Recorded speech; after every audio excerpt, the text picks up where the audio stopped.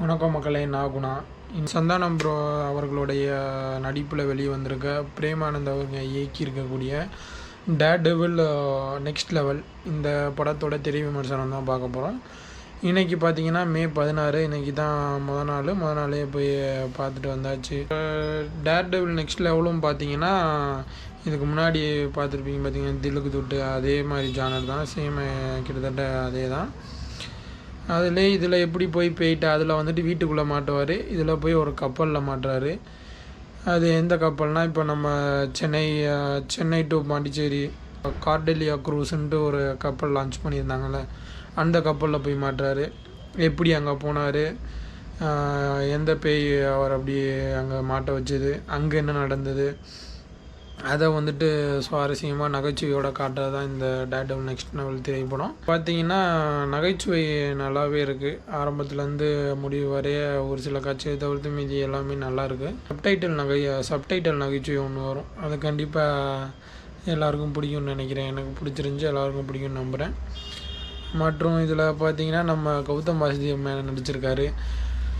அவர் பார்த்தீங்கன்னா நிறையா பேர் இப்போ இந்த படத்தோட ட்ரெய்லர் இந்த மாதிரி வரும்போது அந்த பீச்சில் யாசிகா அந்த உயிரின் உயிரை பாட்டை போட்டு பின்னாடி துரத்திட்டு போகிற மாதிரி ஓடுற மாதிரி அந்த காட்சிக்கு வந்து நிறையா பேர் கலவையாக விமர்சிச்சுட்டு இருந்தாங்க.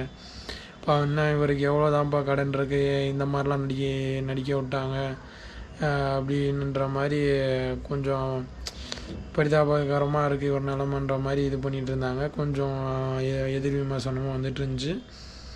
அது என்னன்னு பார்த்தீங்கன்னா, இவர் வந்துட்டு சந்தானத்துக்கிட்ட வந்து இந்த நீதானே என் பொன் வசந்தம் படத்தில் நடிக்கிறதுக்கு இவர் கேட்டிருந்தார். இவர் கேட்டதுனால தான் சந்தானம் நடித்தார், ஜிவிஎம் கேட்டதுனால தான் நடித்தார்ன்ற மாதிரியும்.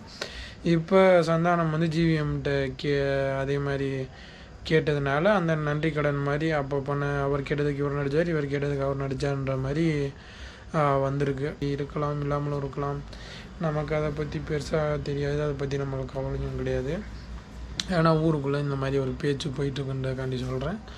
இந்த படத்தில் நகைச்சுவை நல்லா இருக்குது. 2-3 மணி நேரம் மற்ற எதை பற்றியும் யோசிக்காமல் வந்து நிம்மதியாக நல்லா சிரிச்சுக்கிட்டு கலகலன்னு ஒரு படம் பார்க்கணுன்னா கண்டிப்பாக நீங்கள் இந்த படத்துக்கு போகலாம். எனக்கு படம் ஒர்க் அவுட் ஆச்சு. மற்றபடி இந்த லாஜிக்கெலாம் தூக்கி மூளை வச்சுட்டு 2-3 மணி நேரம் சும்மா டைம் பாஸாக வேறு எதை பற்றியும் யோசிக்காமல், ஆஃபீஸு வீடு ஒர்க்கு அந்த மாதிரி எதுவும் இல்லாமல் யோசிக்காமல் கலகலன்னு இருக்கணும் அந்த மாதிரி நினச்சிங்கன்னா கண்டிப்பாக வந்து பார்க்கலாம். இதில் இந்த படம் பார்த்திங்கன்னா நம்ம தமிழ் படம் எப்படி சிவாவுக்கு இருந்ததோ அந்த மாதிரி எடுத்திருக்காங்க. இதுக்கு என்னென்ன அறிகுறி அந்த மாதிரி சொல்லுவாங்க பார்த்திங்கன்னா, அந்த மாதிரி எல்லா படத்தோட இதையும் கலந்து அந்த தமிழ் படங்களை கலாய்ச்சி கொண்டு வர மாதிரி, அதோட தமிழ் படங்களை கலாய்ச்சி இந்த பேய் படங்களில் முக்கியமாக இந்த தமிழ் பேய் படங்களில் என்னென்ன இருக்குமோ இந்த படத்தோட ஒரு வரியில் சொல்லணுன்னா அந்த ஒன்லைனில் சொல்லணுன்னா, இந்த ரிவ்யூவர்ஸை கலாய்க்கிறதுக்கு எப்பயும் ரிவ்யூவர்ஸ் தான் படத்தை ரோஸ்ட் பண்ணுவாங்க. இந்த வாட்டி படம் எடுத்து ரிவ்யூவர்ஸையே ரோஸ்ட் பண்ணியிருக்காங்க. அதுதான் இந்த படம். மற்றபடி ரொம்ப தாக்குறது அந்த மாதிரிலாம் இல்லாமல் போகிற போக்கில் கலாச்சி விட்டு போகிறதுன்னு வாங்க போகிறீங்களா பார்த்துருக்கீங்க. நேரடியாகவும் கொண்டு வந்திருக்காங்க, மறைமுகமாகவும் கொண்டு வந்திருக்காங்க, எங்கேயும் தாக்காத மாதிரி ஆனால் கலாச்சி விட்ருக்காங்க. அதுதான் இந்த படம். கண்டிப்பாக இந்த லாஜிக்கெல்லாம் தூக்கி வச்சுட்டு ஒரு 3 மணி நேரம் ஒரு கலகலப்பாக பார்க்கணும், கவலைலாம் பார்க்கணுன்னா கண்டிப்பாக இந்த படம் பார்க்கலாம். எல்லோரும் திரையரங்கில் போய் பாருங்கள். வேறு ஒரு திரைப்படத்தோட விமர்சனத்தில் திருப்பி சந்திப்போம் மக்களே. நன்றி.